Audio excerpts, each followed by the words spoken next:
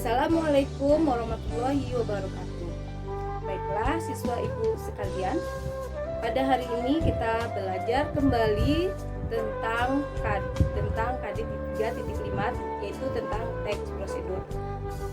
Pada minggu yang lalu kita sudah mempelajari tentang teks cerita fantasi. Bagaimana menyajikan teks cerita fantasi? Ya, ada tahapan dan urutannya. Nah, tahapan dan urutan yang dalam menyajikan teks cerita fantasi itulah yang disebut dengan teks prosedur. Pada hari ini kita akan membahas yang dimaksud dengan teks prosedur. Tujuan pembelajaran kita adalah dengan memahami teks prosedur, kamu mengetahui bagaimana langkah-langkah dan urutan yang tepat dalam melakukan sesuatu. Yang kedua, kamu bisa menelaah teks kebahasaan dalam teks prosedur. Oke, kita masuk pada pengertian teks prosedur. Pengertian teks prosedur itu adalah teks yang berisi bagaimana cara, tujuan untuk membuat atau melakukan sesuatu dengan dengan langkah demi langkah yang tepat secara berurutan sehingga menghasilkan suatu tujuan yang diinginkan. Jadi contohnya teks prosedur yang mengandung cara, tips atau tutorial biasanya terdapat pada langkah-langkah ya. Dalam itu ada kata-kata atau kalimat seperti kalimat perintah, yaitu yang dikenal dengan kalimat imperatif, yaitu kalimat perintah, kalimat memerintahkan seseorang, menyuruh seseorang ya. Kemudian kita contohkan di sini, kamu akan menuliskan cara memutihkan wajah melalui internet. Nah, kamu harus menuliskan bagaimana langkah-langkahnya itu.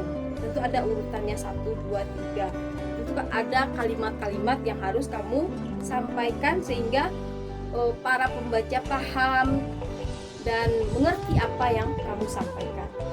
Kemudian tujuan teks prosedur itu yaitu untuk memudahkan para pembaca untuk mengikuti langkah atau perintah dari isi teks yang tujuan akhirnya bisa sesuai dengan keinginan pembaca. Kemudian struktur teks prosedur yang pertama itu yang harus ada dalam teks prosedur adalah tujuan. Tujuan ini adalah apa yang akan kita lakukan, motivasi apa yang akan kita lakukan dalam membuat teks prosedur tersebut. Yang kedua, bahan dan alat. Bahan dan alat itu adalah rincian apa sih alat-alatnya, apa bahan-bahannya, dan bagaimana ukurannya untuk melakukan sesuatu tersebut. Kemudian yang ketiga adalah langkah-langkah. Langkah-langkah adalah bagaimana tahapan-tahapan dalam melakukan sesuatu itu.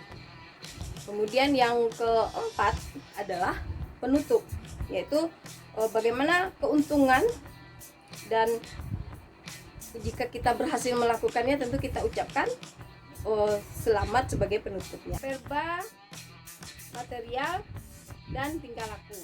Verba material adalah perbuatan yang mengacu pada tindakan seperti potonglah ubi itu, masukkan air ke dalam wadah. Sedangkan verba tingkah laku adalah perbuatan yang mengacu pada tindakan berdasarkan ungkapan seperti tunggu kira-kira 5 menit, tunggu sampai matang, tetap pertahankan, dan lainnya. Kemudian yang selanjutnya adalah partisipan manusia. Apa yang disebut dengan partisipan manusia? Adalah partisipan mempartisipankan atau mengikutkan manusia dalam tulisan tersebut untuk membantu langkah-langkahnya. Kita contohkan nanti. Kemudian yang terakhir adalah bilangan penanda. Bilangan penanda adalah bilangan yang mengurutkan langkah-langkah pada tulisan.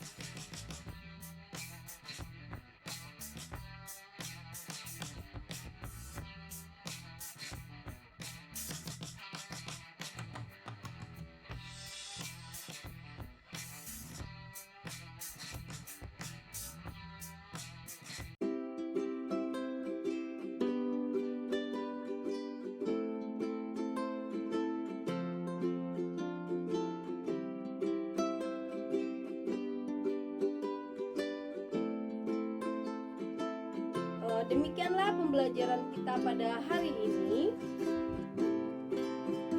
Ibu ucapkan Assalamualaikum warahmatullahi wabarakatuh.